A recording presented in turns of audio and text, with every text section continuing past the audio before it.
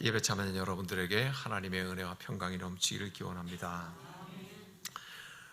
우리 민족을 한 많은 민족이라고 하고, 한이라는 단어를 영어로는 표시할 수가 없을 만큼 한이 많다고 하지만 우리 민족만 한이 많겠습니까?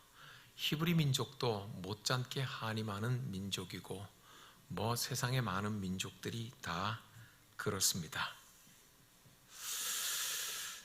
이태리의 작곡가인 베르디는 자기 나라를 600년 동안 지배했던 합스부르크 왕조의 그 억눌림에 한이 맺혀서 히브리 사람들의 포로 시절을 생각했습니다.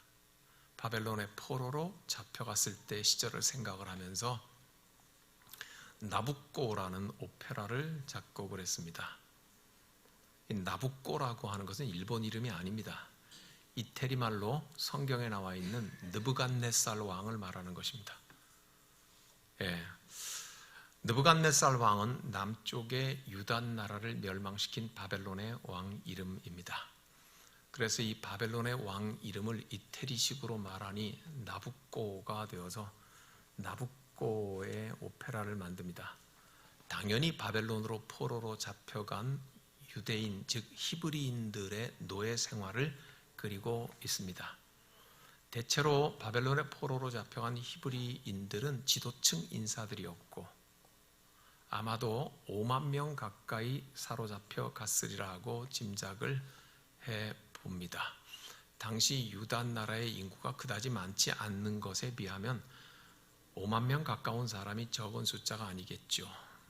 북쪽 이스라엘이 멸망한 고 130년 뒤에 남쪽 유다가 멸망하고, 남쪽 유다는 우리가 아는 바벨론 70년 동안의 유수라고 포로 생활을 말하니 합치면 200년 가까이를 바벨론에서 노예 생활을 한 셈입니다.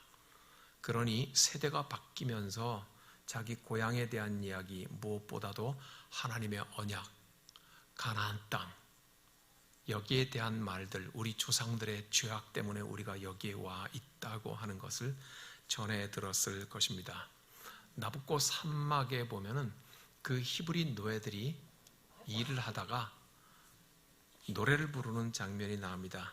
시편 137편 1절에 우리가 바벨론의 여러 강변 거기에 앉아서 시온을 기억하며 울었도다 하는 것을 아마도 가사로 썼겠지요. 그래서 일컬어 히브리 노예들의 합창이라고 합니다. 저들의 노래 속에 어떤 고백들이 들어있는가 하는 것을 한번 우리 다 보도록 하겠습니다. 5분이나 걸리는 것이지만 우리 히브리 노예들의 합창을 한번 가사를 보면서 듣도록 하겠습니다.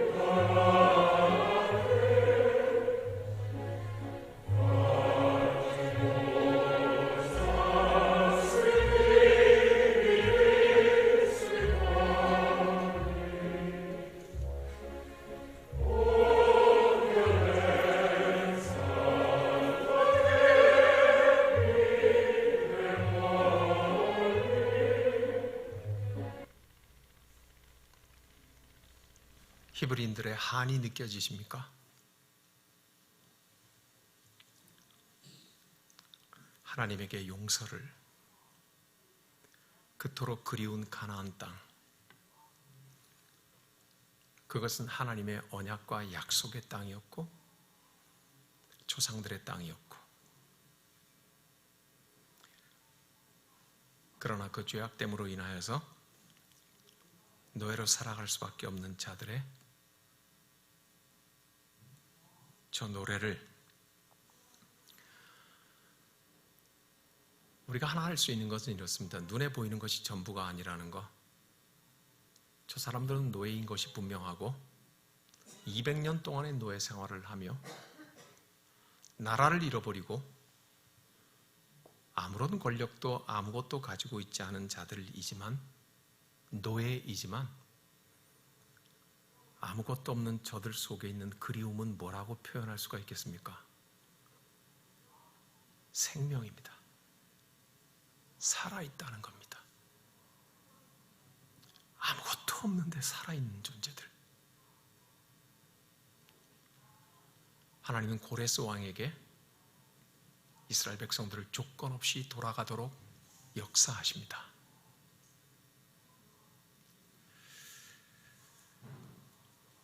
사랑하는 여러분, 지금 저 히브리인들이 부르는 노래의 저 시대에 700년 전에 일어났던 기록이 오늘 우리 본문입니다.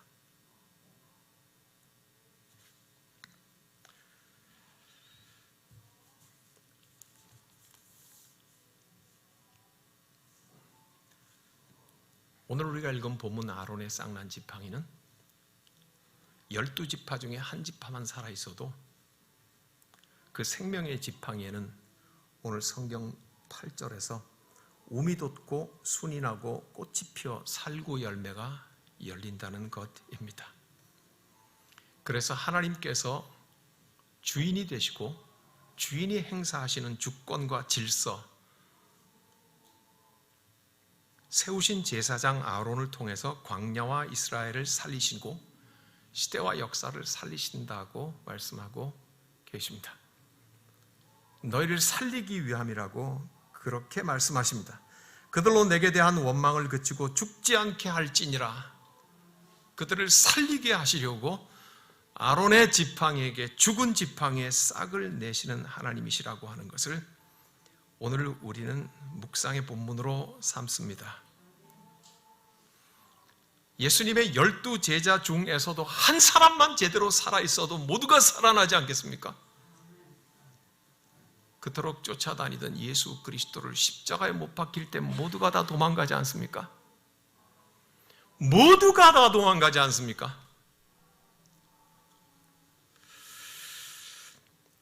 오늘 12지파의 한 개의 지팡이에만 싹이라도 하나님께서는 그것을 통하여서 12지파를 모두 살리시겠다고 하는 하나님의 말씀을 우리는 묵상하는데, 오늘 멀리 볼 것 없이 우리 한국교회 여러 교단 중에서 하나의 교단만이라도 살아있다면 그것을 통하여서 한국교회를 살리시겠다는 하나님의 메시지를 우리는 볼 수 있지 않습니까? 아니, 그렇게 말할 것 없이 우리 대한민국의 여러 땅 중에서 지역마다 한 개의 교회만 제대로 살아있다고 하면, 한 개의 교회만 제대로 아론의 지팡이에 싹이란 것처럼 생명을 잉태하고 열매를 맺을 수 있다면 하나님께서 그 교회를 생각하고 그 교회를 통하여서 이 시대를 살리실 수 있다고 우리는 메시지를 받습니다. 오늘 우리의 본문이 일어나게 된 배경의 사건은 16장 1절에서부터 시작합니다. 함께 찾아보시죠. 민수기 16장 1절 2절입니다. 같이 읽겠습니다. 레위의 증손 고앗의 손자 이스할의 아들 고라와 루벤 자손 엘리압의 아들 다단과 아비람과 벨렛의 아들 온이 당을 짓고 이스라엘 자손 총회에서 택함을 받은 자 곧 회중 가운데서 이름 있는 지휘관 250명과 함께 일어나서 모세를 거스르니라. 1절과 2절은 레위의 자손인 고핫과 장자인 루벤의 자손인 고라와 다단과 아비람이 이스라엘 백성들 가운데 꽤 이름 있고 말빨 있는 250명과 함께 손을 잡고 모세와 아론 앞에 와서 거슬렀다, 그렇게 말씀하고 있습니다. 쭉 뒤에 기록한 그들의 주장하는 내용들은 이렇습니다. 고라는 레위인이니까 왜 아론 당신만 제사장 노릇을 하느냐? 모든 레위인들이 골고루 돌아가면서 제사장 노릇을 하자. 당신 혼자 제사장 노릇하는 것을 인정할 수 없다, 그렇게 말을 함으로써 제사장 자리를 탐내는 종교 권력자가 되고 싶어 했습니다. 그 다음엔 이스라엘 12지파 중에 장자인 루벤 지파인 다단과 아비람은 말을 하기를, 왜 모세 당신만 나라를 통치하고 다스리고 행정 권력을 다 가지고 있느냐? 우리 모두가 다 골고루 나누어서 정치를 하면 좋겠다 하고 정치 권력을 탐을 냅니다. 사람은 이렇게 행위합니다. 지금 광야인데 땅과 거기서 나오는 소출의 권력이 아니라 하나님께서 세우시고 맡기신 권력을 탐하게 됩니다. 하나님의 주권을 사람의 주권으로 대신하고자 합니다. 여러분, 듣기에는 보기에는 얼마나 좋은지 모릅니다. 왜 당신만 제사장을 하느냐? 모든 레위인들은 혈통을 가지고 있으니 우리 골고루 돌아가면서 다 하자는 말만큼 민주적인 주장은 없는 것 같아 보입니다. 왜 모세 당신만 지도자 노릇을 하느냐? 여기 있는 250명의 모두가 다 알만한 사람들인데 이 사람들이 함께 나누어서 통치를 하자고 하는 것, 민주적이죠. 맞습니다. 철학의 공리주의라는 철학이 있는데요. 그 공리주의 철학이 말하는 게 뭐냐면 최대 다수의 최대 행복입니다. 예. 가장 많은 숫자가 최대로 행복한 것, 이것이 옳은 일이 아니냐. 얼마나 공의롭게 들립니까? 집단 지도 체제의 공정성에 대하여서 얼마나 설득력 있습니까? 오늘날 우리의 형편하고 생각을 하니까는 상당히 그럴듯도 하고, 그러나 성경, 즉 하나님께서는 이들의 판단과 주장에 대하여서 사람은 살아있으나 하나님은 죽어있는 체제로 보시는 거예요. 믿음의 공동체는 이스라엘 백성들을 상징하죠. 구약 성경에서 이스라엘이 나오면 그것을 교회로 바꾸면 쉽습니다, 이해가. 이스라엘 백성들은 신정주의예요. 하나님께서 통치하시는 국가요. 그래서 같다고 우리가 교회 안에서 민주적인 것과 신정적인 것, 하나님께서 통치하시는 것을 뒤섞어서 구분 못하기 때문에 혼란스럽고 헷갈려 하는 것이죠. 교회 안에 모든 사람이 다 같이 제사장으로 다스리고 다 같이 통치체제를 지도자가 될 수 있다고 하는 것은 굉장히 괜찮아 보이고 설득력 있는 말입니다. 그런데 그게 아니라고 말을 하죠. 사람은 살아있고 하나님은 죽어 계신 것, 이걸 해보자는 겁니다. 조금 아까 우리가 히브리 노예들의 합창을 들었습니다. 그들은 나라도 없고 주권도 없고 토지도 없고 권력도 없습니다. 아무것도 통치할 수 없고 아무것도 다스릴 수 없고 아무것도 나누어 가질 권력이 없습니다. 사람이 죽어 있는 것 같습니다. 그러나 우리는 조금 아까 봤습니다. 그 죽어 있는 것 같은 사람들 속에 살아계신 하나님을,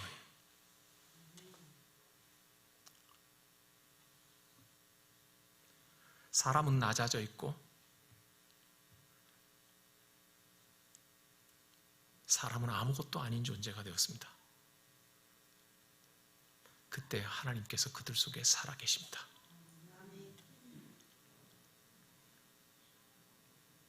이것이 교회입니다. 이것이 믿는 자들의 공동체입니다.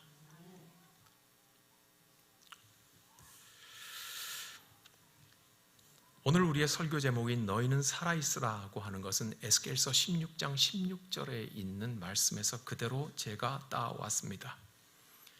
에스겔 16장에서는 하나님께서 예루살렘의 불순종함에 대하여서 치열하게 말씀하시면서 내가 너희를 어떻게 키웠는가 하는 것에 말씀하고 있습니다. 하나님은 이스라엘 자기의 택한 백성이지만 에스겔 16장에서 이렇게 말씀하십니다. 너희는 가나안 땅 태생이다. 너희의 아버지는 아모리 사람이고 너희의 어머니는 헷 사람이다. 즉 무슨 말이냐면 내가 너희를 택하고 내가 너희를 홍해 바다를 갈라내고 내가 너희를 광야를 인도하고 내가 너희에게 가나안 땅을 언약해서 그 땅에 들여서 젖과 꿀이 흐르는 땅에서 나를 찬양하라 하였는데 너희는 그 땅 토박이들하고 똑같이 돼버렸다 이 말입니다. 하나도 다를 바가 없어요. 그러니까 너희는 가나안 땅에서 태어났고 너희의 아비는 아모리 사람이고 너희의 어머니는 헷 사람이다. 아모리 사람, 헷 사람이면 대대로 원래부터 가나안 땅에 있던 토박이 족속들입니다. 너희는 그처럼 태어났다. 그런데 갑자기 주님께서 뭐라고 말씀하시냐면 그렇게 태어난 너희는 핏덩이인 채로 들판에 버려진 것과 똑같았다. 그렇게 말씀하십니다.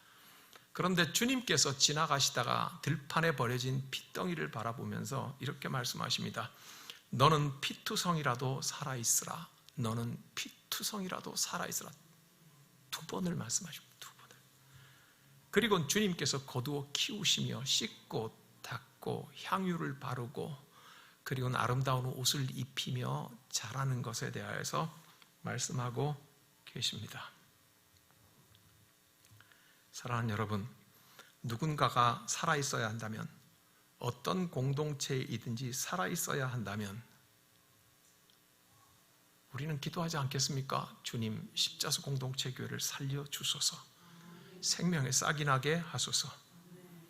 전적으로 주님께서 택하셔서 즉 주님의 은총으로 우리를 붙잡으시고 살리셨으니 이 시대를 살리는 일에 사용하여 주십시오.